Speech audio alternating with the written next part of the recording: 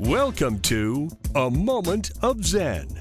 Time to sit back and relax as model, actress, mentor, and supermom Zen Soames takes you on a sexy and wild ride, covering the latest in film, fashion, pop culture, politics, and entertainment from the millennial mom's perspective. Here's your host, Zen Soames. Hello, my beautiful friends and loyal listeners. It's always a pleasure to spend my time with you on the airwaves. Thank you for listening and interacting with me on social media. That truly does make it all worthwhile. Please make sure to follow me at Zen Soames. That's Zen with an X, not a Z. And remember that we're now on TV. Tune in at watch.kpmedia.tv and catch A Moment of Zen on the Impact Live channel, Sundays at 11 a.m. Eastern. All episodes are now available on demand. We have a great show lined up for you today. In our influencer segment, brought to you by Caldwell Soames, we are featuring Instagram star Rudy Bundini. We are chatting modeling, making it in the Big Apple, what work looks like in the modeling industry these days, and his social media tips for making a splash online. In our business and buzz segment, brought to you by REVERE Securities, we're going to be featuring influencer, book author, and entrepreneur Dennis Koutoudis. Today, we are chatting about Microsoft acquiring Activision Blizzard for $68.7 billion and what his take on this is, as well as the importance of social media and the powers that reside within LinkedIn. Another big treat, we have my friend Rudy Giuliani coming on. That's right, we're chatting all things fatherhood. He just had a new baby girl, running for governor, and what it's like to balance work, a first-time dad, going where, in fact, there is no path for him, and leaving a great big trail, win or lose, but I say he wins. And in our Keto Pharma segment, in our Healthy Minutes, we are featuring returning contributor Amy Kennedy, Education Director of the Kennedy Forum. We are chatting mental health, children eating disorders on the rise, and her take on if we need better mental health education. Stay tuned. We'll be right back with our influencer, Rudy Bundini. You're listening to A Moment of Zen right here on 710 WOR, the voice of New York. Moment of Zen is brought to you by Biche Cucina and their newest location in Soho. At Biche, you'll be dining in a relaxed and elegant atmosphere with friendly, attentive service that offers delicious dishes from Northern Italy and American cuisine. Biche caters to all dietary needs. A DJ entertains on Friday and Saturday evenings, and live upbeat jazz for Sunday brunch. Located at 15 Watt Street. Online at bichecucinasoho.com. A Moment of Zen is brought to you by CCP Digital, bringing you a view from inside blockchain, cryptocurrency, and NFTs. Introducing the latest Blockchain Heroes series, Retro Rebellion NFT collectible card packs from the Nifty Company. Available January 2022. Find out more online at ccpdigital.com. A Moment of Zen is brought to you by Caldwell Soames Incorporated, investing globally in transformative businesses like Original Digital Corporation, or ODC. ODC develops advanced consumer and commercial fintech solutions such as OG Pay, which will transform the way you manage your money. From sending and receiving money globally for free, paying for goods and services in person and online, pay bills, buy and sell digital currencies, all while earning interest. OG Pay is easy to set up, FDIC insured, and your information is secured. Check out ogpay.com. Welcome back, beautiful people. You're listening to A Moment of Zen right here on 710 WOR, the voice of New York. I am your host, Zen Soames. Now, in just a moment, joining me in our influencer segment, brought to us by Caldwell Soames, is model and Instagram star Rudy Bundini. We're chatting modeling, making it in the Big Apple, what work looks like in the modeling industry these days, and his social media tips on making a splash online. Now, Rudy is a living proof that the American dream is alive and kicking. The Switzerland native came to New York City with 2 bags and a bit of ambition, and soon ended up on a billboard in Times Square with millions of fans and devoted Instagram followers around the world. Now, as he gets settled in the broadcast room, let's chat a little bit about social media and technology. With so much technology so readily available at our fingertips, it may be challenging to identify exactly which digital marketing tools work best for you as an artist. As of April 2020, a total of 3.81 billion people around the world use social media, putting the worldwide social media penetration rate at 49%. Facebook continues to be the most popular social media platform. It has generated 2.6 billion monthly active users by the quarter of 2020, the first quarter of 2020. Now, the Sprite Social Index, Empower and Elevate also found that it's the most popular platform for both marketers and consumers. But before using any type of digital platform, I recommend identifying your audience, figuring out what the online vibe feels like for you, your product, and your brand. Here to break it all down is Rudy Bundini. Welcome back, superstar. Hello, Zen. Thanks for having me. It's a pleasure always to talk to you and your audience. Excited to have you back, my friend. How do you feel that the modeling industry has changed during the pandemic?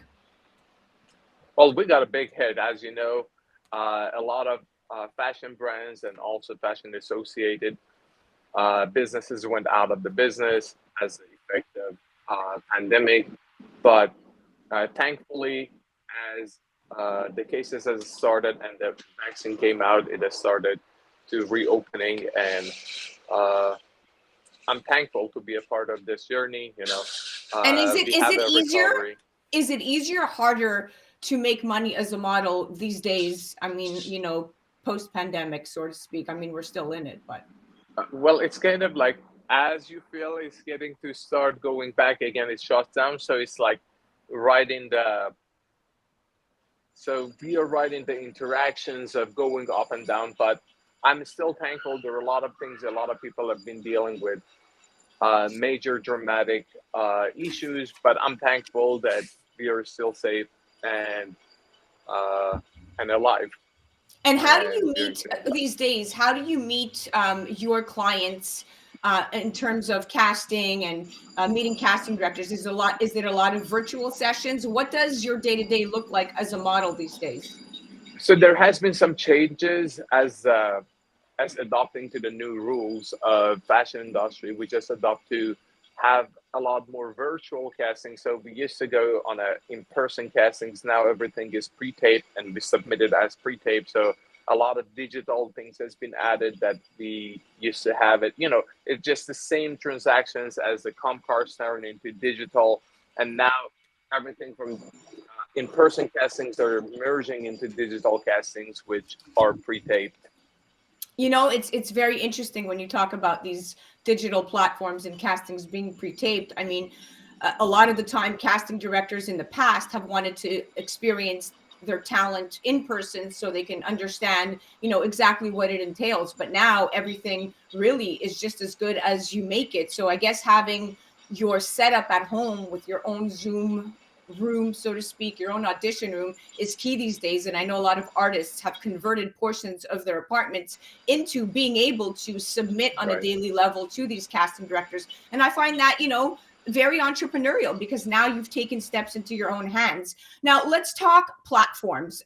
There's a lot of platforms out there and people have a hard time figuring out which platform suits them best. Now, platforms are fabulous for spreading the word about work. Make sure, spend time understanding how each of these platforms functions, though, is really key, and deciding whether or not they work for you. Example, Facebook is great for reaching large audiences because content can be easily shared through private or public accounts. However, it can be difficult to manage and has to be updated frequently to be effective. Instagram is another one. Instagram is largely image and mobile focused. So it may not be the easiest platform for musicians to discover content, but it can be great for visual heavy artists. And the news stories features can also be great for performing artists. What do you feel amongst all of the platforms is the most effective platform to get your brand out there?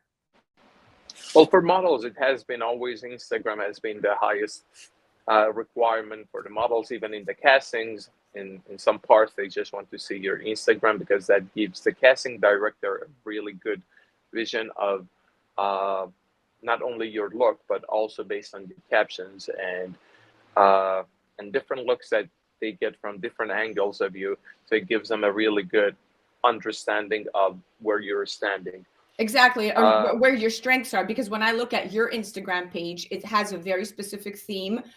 Your point comes across. You clearly are a model that focuses on a lot of physical aspects of the career in terms of you have companies booking you for a lot of athletic wear and a lot of undergarment stuff. And so that is kind of key to your body and to the image that you portray. So kudos to you, because you do a fantastic job with your page. Now, I'm going to move on to something a little bit more global here. You are a former boxing heavyweight champion, and you've modeled for Nike, Armani, Versace, Calvin Klein, and that's just to name a few. You've walked numerous runway shows, shot many campaigns. What does your fitness and diet routine look like these days? Well, now as we're approaching to Fashion Week, I'm trying to tune down. So I reduce the carbohydrate. I usually wake up, have my coffee, and do cardio for 45 minutes. I go back. I consume a source of fat and protein at the same time, which releases. So it allows the body to start doing the fat burning process. It's helpful, and then as reducing the carbohydrate at the same time, allowing the body to use as the body fat as a source of energy. And so I'm reducing some sizes to be able to fit perfectly for the Fashion Week, which is coming in the next month.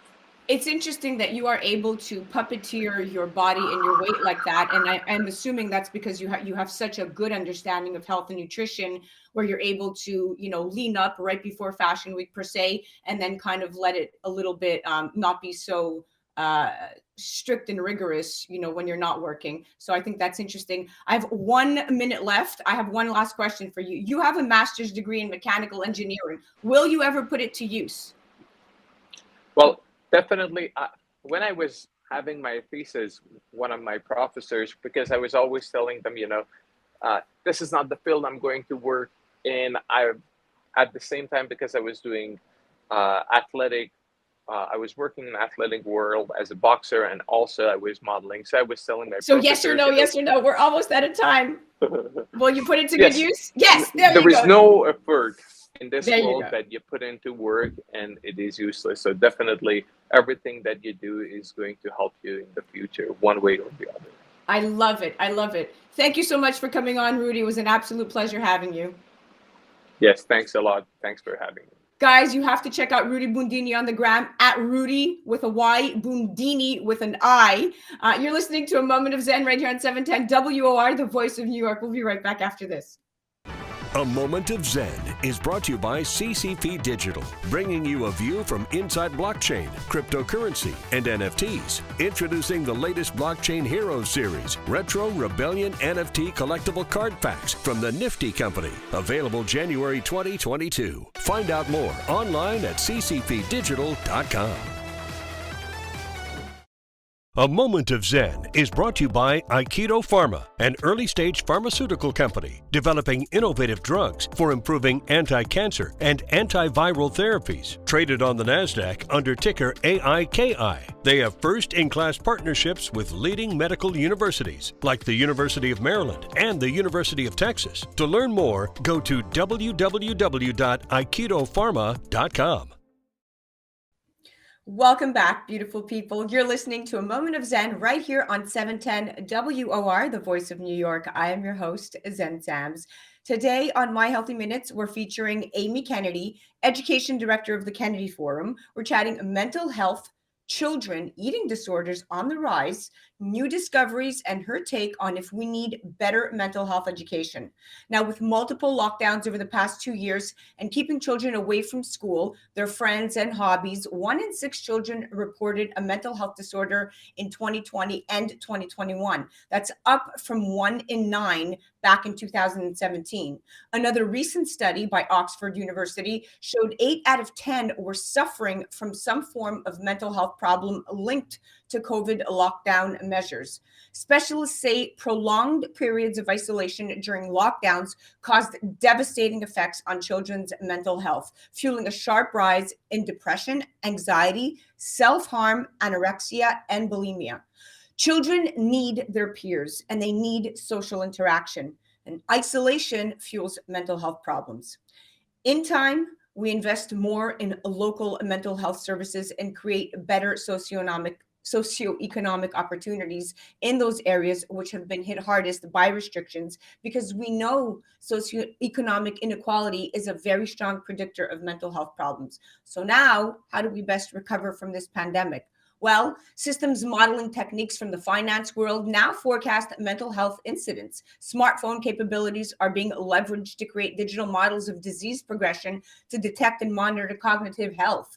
Major initiatives have begun to map the brain and discover new therapeutic targets. Psychedelics, once frowned upon, are being given a second look for everything from post-traumatic stress disorder to depression to even end-of-life anxiety. The venture capital world is incredibly bullish on mental health, pumping more than $2.4 billion into digital tools for physicians and patients in the past year alone. Now, joining us, we have my dear friend, New Jersey's very own Amy Kennedy, and she's not your average Kennedy. She's a mom and a lifelong partner to Patrick Kennedy. She is also an education director at the Kennedy Forum, where she and her husband Patrick are one of the world's leading voices on mental health and addiction. Welcome to the show, beautiful friend. Hi, Zen. Good to be with you. Thanks for covering the topic. Absolutely. So, Amy, we're currently in a crisis situation, especially in New Jersey, where it's my home now, where mental health services seem to be very stretched thin as this pandemic is boosting demand, and getting help is really months-long wait for many. For almost 2 years, I read a report recently, most mental health counselors have been inundated with increased caseloads, and those seeking help in New Jersey are seeing a 30 to 60-day wait for a private practice counselor, if they can even get in at all, and a 3 to 5 month wait overall. How do we catch up? You know, you brought up some great points. You talked about how venture capital is really getting into this space, but the problem everyone is having is staffing. We simply don't have enough trained professionals. So we're going to be looking for other ways to really meet the challenge. And that's going to be through technology, as you mentioned. It's going to be through innovation, and it's also going to be through prevention. So what we can do to make sure that we're addressing it as early as possible, so that we don't have to have as many long-term interventions for chronic care. Yeah, absolutely. And you know, another thing, segueing a little bit, because I want to actually cover a lot of these headliners, is eating disorders, right? Like, the hidden epidemic of eating disorders has definitely surged during this pandemic, and many community services are now overstretched, like you said, and unable to treat the sheer number of especially young people needing help. And we're at a point where we can't afford to let this go any longer. As a mom, this seems to be one of those devastating points in especially mental health in this generation. That's who we really need to be looking out for. And I know early intervention is key. What do you say to this, and how is the community of therapists and educators alike, like yourself, addressing this eating disorder crisis on the rise? Well, what we know about eating disorder treatment right now is that there's kind of this one approach that is supposed to address everyone's needs. And we're moving toward a time period where it's not just inpatient treatment, but where there'll be a continuum of care. So knowing that we can do other interventions, that there may be mental health therapy, teletherapy, groups that you can do, therapeutic groups, family-based therapy online from home. And then that can be step-down treatment. It could be the type of treatment to do early intervention for those struggling with eating disorders, because not every patient will be inpatient treatment.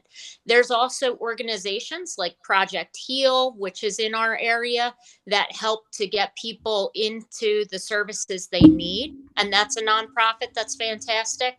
But we're seeing a lot of innovation. We're seeing training online through private companies like Equip that are now being covered by insurance.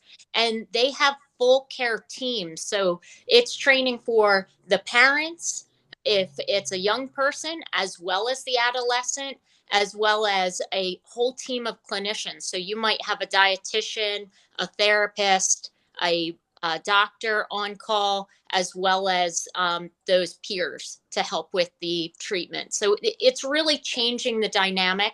And this is the type of outcomes-based treatment that insurances are going to pay for, because we know they're looking for the least expensive way to treat a patient that's going to yield lifelong outcomes. And an eating disorder is a chronic condition. It's not a, we're going to treat this and you're better for the rest of your life.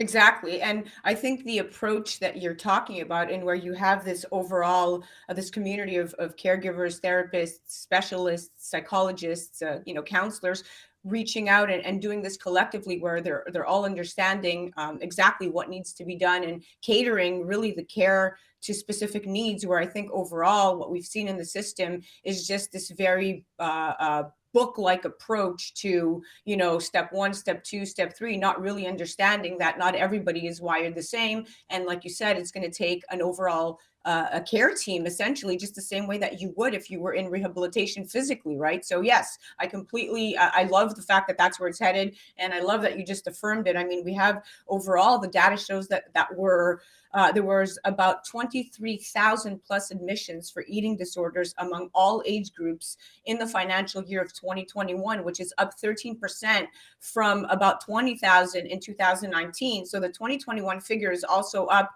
like by 21%. And that's, really kind of a figuratively speaking, to the pandemic. And I think that, like you said, this needs to be addressed now more than ever.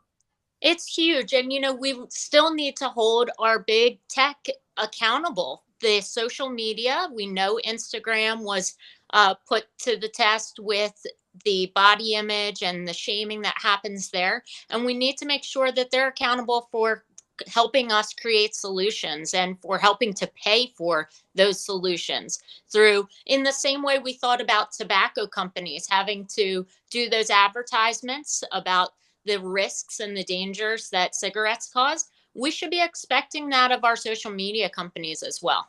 Absolutely, without a doubt. Big tech should be held accountable. As a mom, I'm completely sensitive to this. My 6-year-old is plugged into YouTube. She sees commercials. She totally feeds off of even the YouTube shows that seem very family friendly, whether you're watching, a YouTuber, A for Adley, that's a mom and dad kind of show. There's still some body image connotations to all of these YouTube shows because these children are aspiring to be celebrities. And so with that comes, like you said, a huge attitude shifting already from 6 years old to them wanting to aspire into this perfection. And I, as a mom, I'm trying to censor as much as I can and stay ahead of the curve, but it's not easy. It's not easy. Now, the other interesting point that I wanted to come up with is to talk to you about is cannabis. Now, we know cannabis use has been a really controversial topic for a long time, for as long as we can remember. But regardless of anyone's personal feelings about it, its popularity is truly undeniable. I mean, the legal cannabis industry is a multi-billion-dollar one, and it's rapidly growing. Now, I know that you don't speak directly to this, but cannabis, when used for therapeutic purposes, we do have studies that show that it can relieve ailments from insomnia and depression to chronic pain and even anxiety, allowing for really a more natural path to relief and recovery than some of the more harsher, drugs like Lexapro, so to speak, or being on those things. What do you say to this? And are you an advocate? Do you feel the industry is shifting in a healthy way from a science-based perspective? What kind of research are you seeing at the Kennedy Forum? I think the biggest component to this is knowing that we need the research. And what we failed to do in this country is really invest in brain research so that we can find the healthcare solutions that we need. We know that over the past couple decades that pharma has stepped away from brain research because it's just too costly to get quick outcomes. And so we rely on NIMH to do this type of research. And there's a few companies left still working on this, but they can change the scheduling of drugs like marijuana to be able to further see what the impact would be on our brains. But until they do those types of things and they're able to really research it, we won't know the full capacity of any type of medication. And so we've got to make this investment now. I would encourage listeners to take a look at One Mind for Research. It's an organization that's focused on all brain research collectively, everything from Alzheimer's to depression, anxiety, PTS, and how we can come up with collective solutions by doing that research together and internationally so that we're collecting data from around the world. And that will be really important to come up with breakthroughs for what is the biggest disability in the world, this mental health and substance use disorder disability. Yeah, without a doubt. I mean, I think, like you said, I'm a huge proponent of research, and knowledge is power. And whether we're talking about cannabis or the use of psychedelics, right, also known as ecstasy or Molly, but really being used, in the industry, that industry is also undergoing a renaissance, so to speak, because decades ago, for instance, psychedelics were an active area of research with more than even 40,000 patients receiving LSD for some form of alcoholism or even anxiety. But the war on drugs, beginning really with the Nixon years, led to a long dark period where these drugs were really lost to science. And so, to your point, coming back full circle to research, it is absolutely critical. And like you said, you articulated it so perfectly, that if we don't invest time and effort and pour our resources into understanding this really epidemic, this silent killer, then where are we going to be in 2 decades from now? And what does that say to the generation that's growing up, right? That's right. It's a scary time for so many people. And New York Times just had an article today on early onset dementia. And we know that this is impacting families, not only the person who is struggling with this, but also the caregivers around them, and the economic impact of being able to support someone who's having a difficult time, because they often are unable to work or to live their fullest life if they are dealing with a brain disease. And so if we're not putting that investment forward, we're going to see the long-term impact on our country, Yes. on globally. I agree. Listen, we were out of time, but I could keep going on for another 20 minutes with you at least. And so I thank you, and I can't wait to have you back on for another segment, because every time you come on, I know that the listeners are definitely learning something. I know I am. So thank you so much, Amy. Thank you, Zen. Take care. Absolutely. Guys, that was Amy Kennedy. Definitely check her out on Twitter, or at the Kennedy Forum, or at Amy Kennedy 715 on Twitter. You're listening to A Moment of Zen right here on 710 WOR, the voice of New York. We'll be right back after this. A Moment of Zen is brought to you by Aikido Pharma, an early-stage pharmaceutical company developing innovative drugs for improving anti-cancer and antiviral therapies. Traded on the NASDAQ under ticker AIKI. They have first-in-class partnerships with leading medical universities like the University of Maryland and the University of Texas. To learn more, go to www.aikidopharma.com. A Moment of Zen is brought to you by REVERE Securities. REVERE is committed to building a relationship of trust in which they work closely with you to help you define your objectives, explore alternatives, and choose the financial and investment strategies that are most appropriate for you. Go to REVERESecurities.com.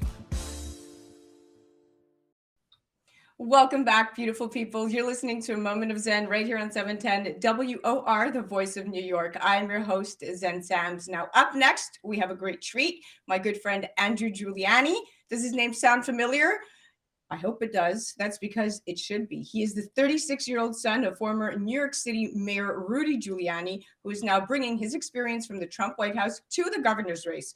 Although it's 6 months away from primary day for the New York governor's race, before you know it, voters will be hitting the polls. Now, I like Andrew for many reasons, but a few really stand out. Andrew said that he's against the mask mandate imposed by current Governor Kathy Hochul, especially for school kids. Quoting him, "It's important for a developmental standpoint to see each other's face," is what he said. He's also against a vaccine mandate. Andrew is hoping to earn the GOP nomination, and I think he has a really strong chance. Tonight, he joins me to discuss why he wants to be governor, what he plans to do to reduce crime, his stance on the pandemic, and what it's like being a working dad. Research shows that children of present and engaged fathers are less likely to drop out of school, go to jail, and avoid high-risk behaviors later in their lives. And this is great news, especially as cultural roles are shifting and many families are choosing to share parenting more equally. As important as that it is, many fathers struggle to balance work, life, and being an active, involved parent.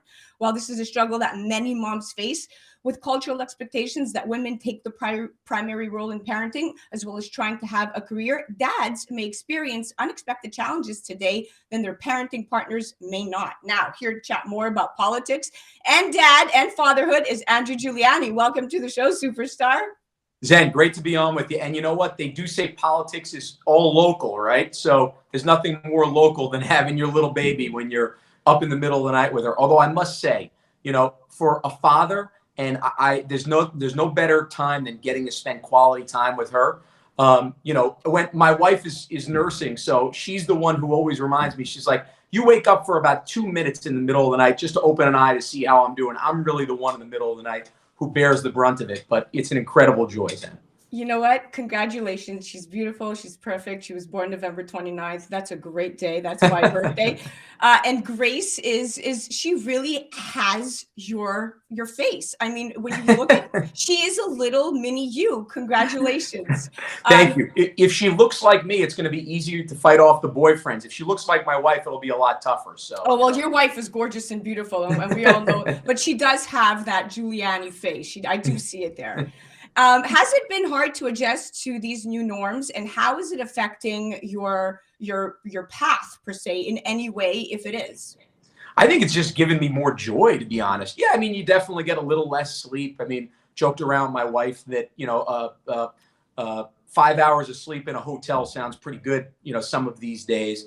So there's challenges there, but the truth is, it's just such an incredible joy. And you know, the first night holding her, it really gave me a new perspective on what we're fighting for, on why we're in the public sphere. Because there's, you know, I look at all the issues that we talk about, whether it's crime, certainly whether it's education, whether it's the economy and having a job or an opportunity, whether it's the mandates that you highlighted before. And while, you know, I was thinking about friends and myself and my family before, now it all goes directly to my daughter. So it really just gives you a completely new sense of purpose. And I'm just feel like the happiest guy in the world whenever I get to take a look at it. I love it. I love it. And well, now you're at the front lines, and so you see the issues at hand. Now you're not only just thinking as an individual, but you're thinking as a father and you know, a husband who needs to provide. What is your biggest parenting concern in especially in our state right now regarding safety, schooling? What's at the forefront of your brain as a dad, not as somebody who's running for governor?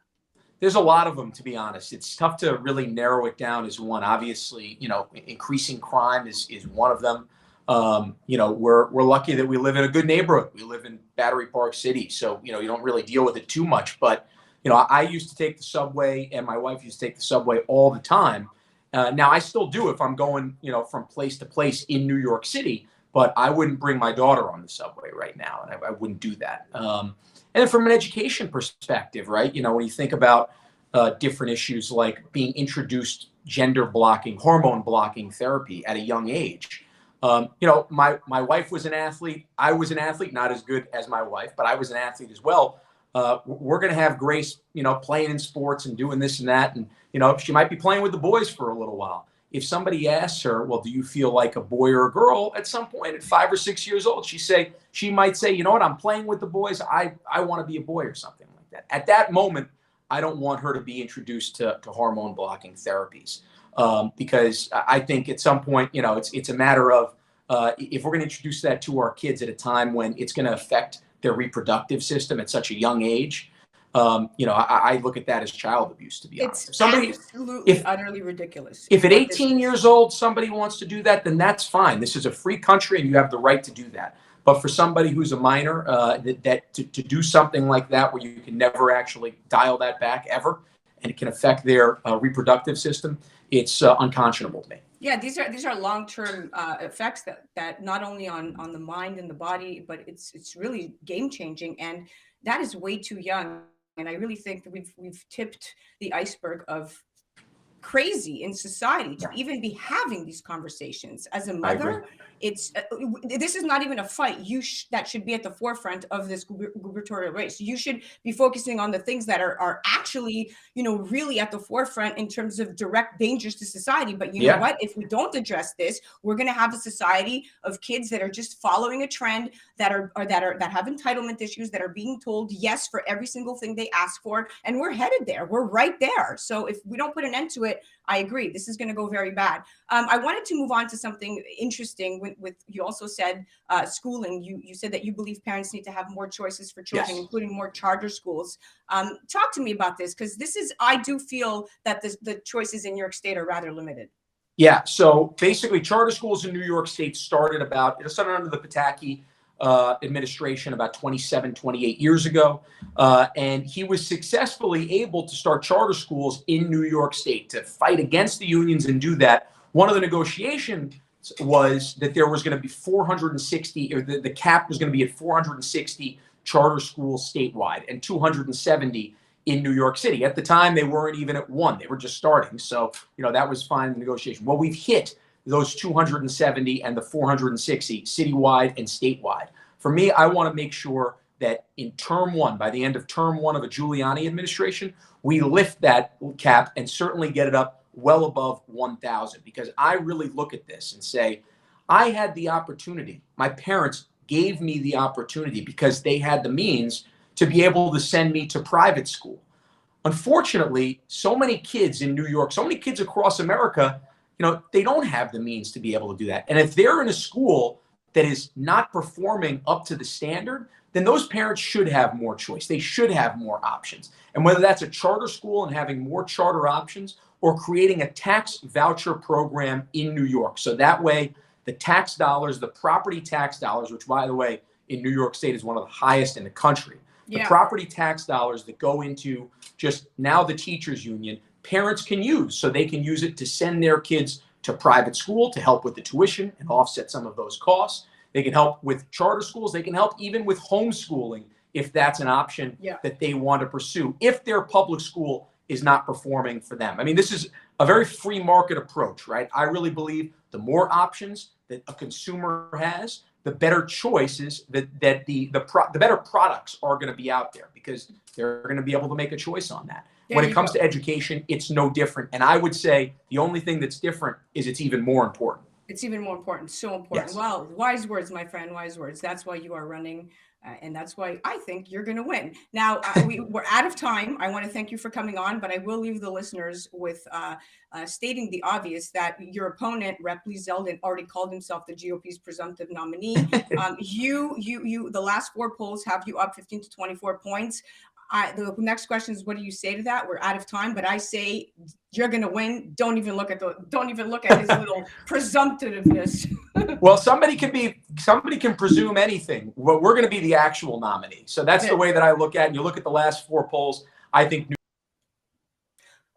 I guess we lost him. And there's a sign. More Mercury in retrograde drama. That was Andrew Giuliani. Make sure you check him out on the gram at Andrew H. Giuliani, or you can head to nyforgiuliani.com.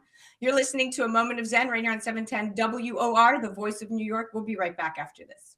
A Moment of Zen is brought to you by Caldwell Soames Incorporated, investing globally in transformative businesses like Original Digital Corporation, or ODC. ODC develops advanced consumer and commercial fintech solutions such as OG Pay, which will transform the way you manage your money. From sending and receiving money globally for free, paying for goods and services in person and online, pay bills, buy and sell digital currencies, all while earning interest. OG Pay is easy to set up, FDIC insured, and your information is secured. Check out ogpay.com. A Moment of Zen is brought to you by REVERE Securities. REVERE is committed to building a relationship of trust in which they work closely with you to help you define your objectives, explore alternatives, and choose the financial and investment strategies that are most appropriate for you. Go to reveresecurities.com.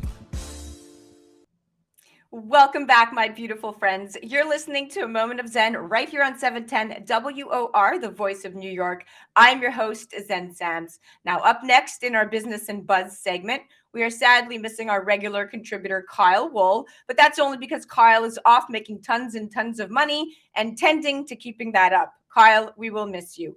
But in lieu of the talented Mr. Wool, we will be featuring influencer, book author, and entrepreneur Dennis Koutsoudis. And today we are chatting about Microsoft acquiring Activision Blizzard for $68.7 billion and what his take on this is, as well as the importance of social media, staying connected online, and the powers that reside within LinkedIn.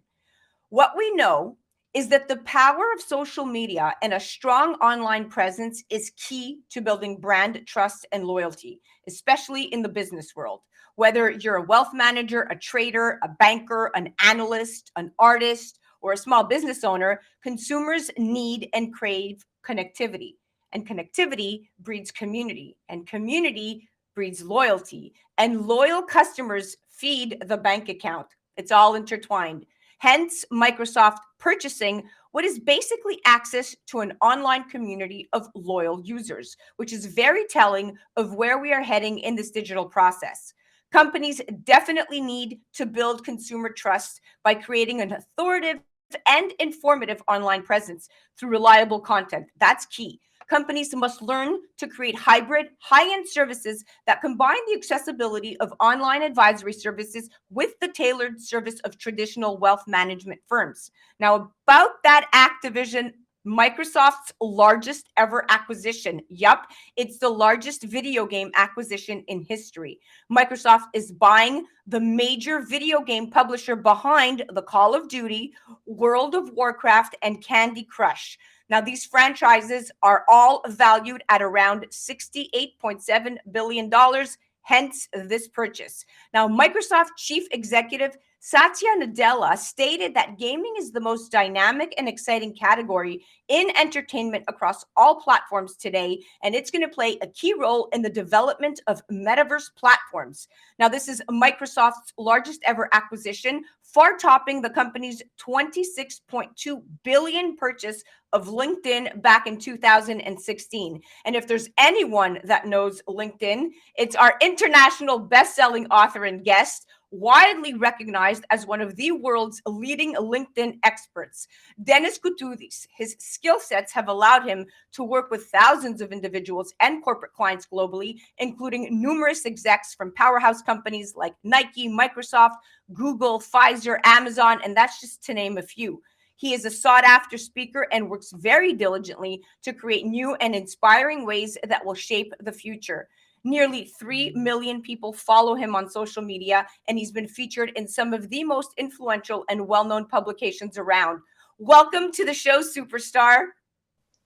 Thank you for inviting me, Xen. It's nice to be here. Nice to be here, my Greek brother. So let's get down to it. We're going to start with this headliner and circle back to the power of online connectivity. So Microsoft is about to acquire a huge selection of intellectual property and game development resources, right? So these executives talked up Activision's 400 million monthly active users as one of the major attractions to the deal, and how vital these communities could play in Microsoft's various metaverse plays. Now, this is a very significant deal for the consumer side of the business, and more importantly, Microsoft acquiring Activision really starts the metaverse arms race.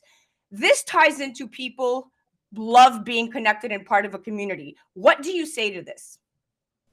Well, look, Microsoft is very well known for its moves. Strategically buying LinkedIn a few years back was a solid move. I mentioned that in my feature in Fortune, Greece, actually, where I already was talking about this subject as well. So when I saw in the headline, actually, on the New York Times, that Microsoft was going to acquire Activision, I thought, okay, they must know something. They must know better for doing that, because they're known for their solid moves in the past and currently. So I believe, that this, it's all about more and more people are online nowadays, and the gaming industry is booming as well. So they're going to get a huge audience by purchasing this. And as I said, they know better. Yes, and to top off what you're saying about the gaming industry, data analytics came in from a firm called Newzoo, and they estimate the global gaming market generated 180.3 billion of revenues in 2021, right? And that is expected to grow to 218.8 billion by 2024.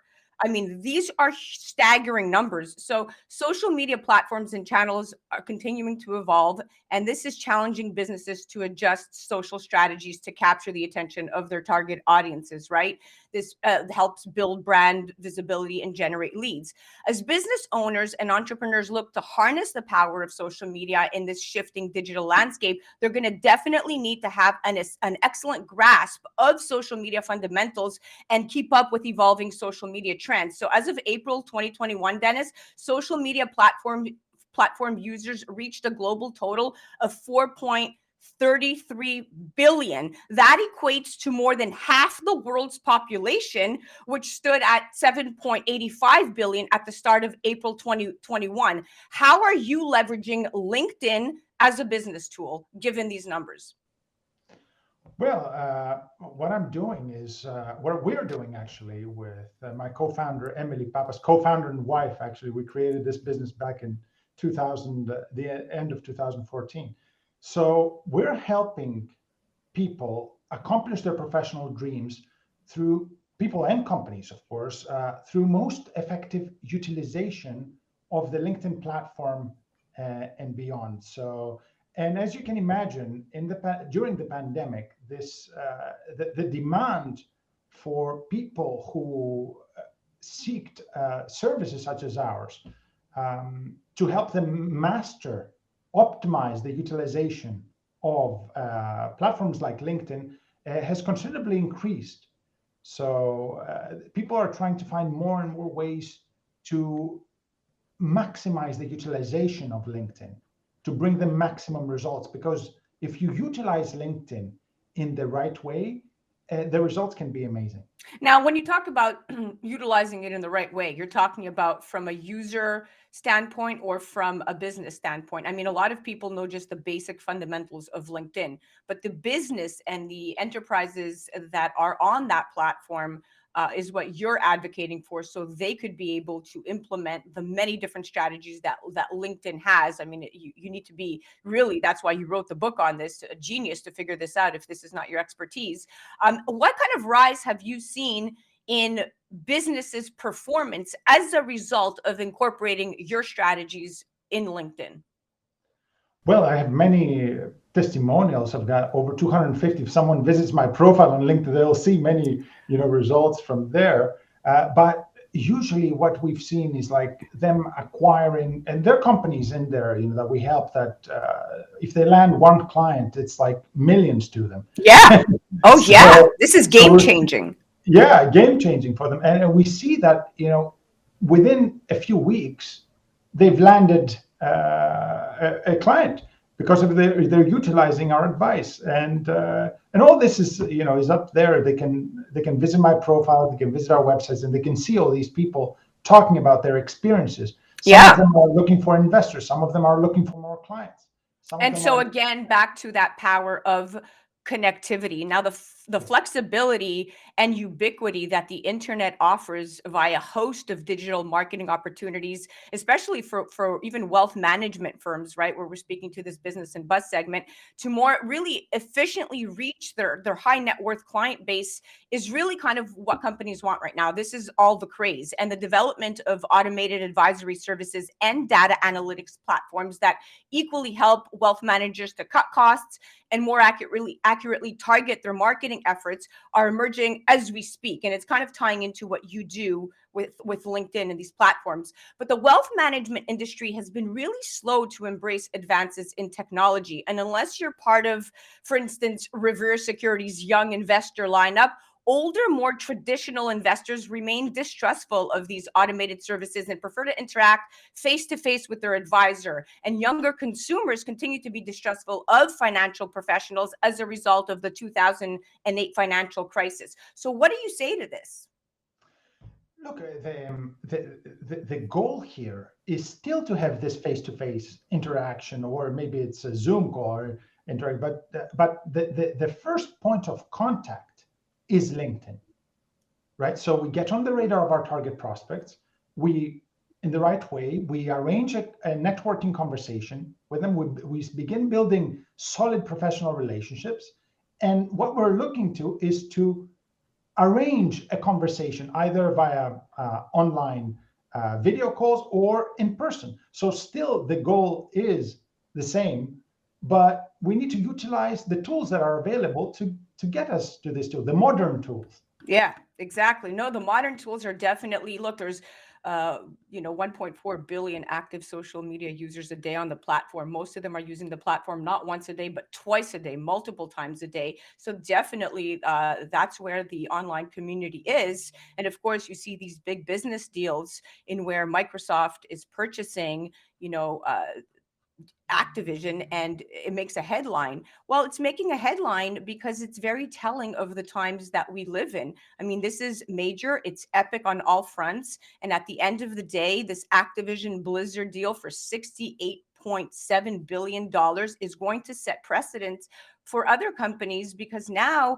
this just put the metaverse and really the power of online community on the map in the most apparent way, making businesses like yours and services like yours extremely needed at this moment in time, where companies need to be embarking on the digital process. I say what people should be afraid of is not having an online presence. That's the fear businesses should have, not how to get on it and navigate it, but not to be on there at all. Exactly. And being there with a solid presence and knowing how to best utilize, will give them a solid competitive advantage. Yeah, absolutely. Well, listen, it was such a pleasure talking to you, my friend. Thank you so much for stopping by. It was awesome having you. It was a pleasure to be invited to your show, Zen. You got it. Guys, you have to check out Dennis and his beautiful wife. Check out Dennis Coutoudis at Dennis Coutoudis on the gram, or head directly to their website at linkedsuperpowers.com. Again, that's linkedsuperpowers.com, and on the gram at Dennis Coutoudis. You're listening to A Moment of Zen right here on 710 WR, the voice of New York. We'll be right back after this. A Moment of Zen is brought to you by REVERE Securities. REVERE is committed to building a relationship of trust in which they work closely with you to help you define your objectives, explore alternatives, and choose the financial and investment strategies that are most appropriate for you. Go to REVERESecurities.com. Moment of Zen is brought to you by BJ Cucina and their newest location in Soho. At BJ, you'll be dining in a relaxed and elegant atmosphere with friendly, attentive service that offers delicious dishes from Northern Italy and American cuisine. BJ caters to all dietary needs. A DJ entertains on Friday and Saturday evenings, and live upbeat jazz for Sunday brunch. Located at 15 Watt Street. Online at bjcucinasoho.com. We are at the end of our date, my dear friends. Remember to join me right here on 710 WOR, the voice of New York, every Saturday night from 9 to 10 p.m. Eastern, or go to 710wr.iheart.com/A Moment of Zen to download the podcast. Remember, we're now on TV. Download the KP Media TV app on Roku, Amazon Fire, Apple TV, or Android TV, or tune in at watch.kpmedia.tv and catch us live on the Impact channel Sundays at 11 a.m. Eastern. All episodes are also available on demand. Thank you for listening to A Moment of Zen. It's been an absolute pleasure being your host. And remember, happiness is the only thing that multiplies when you share it. Thanks again to all of our sponsors.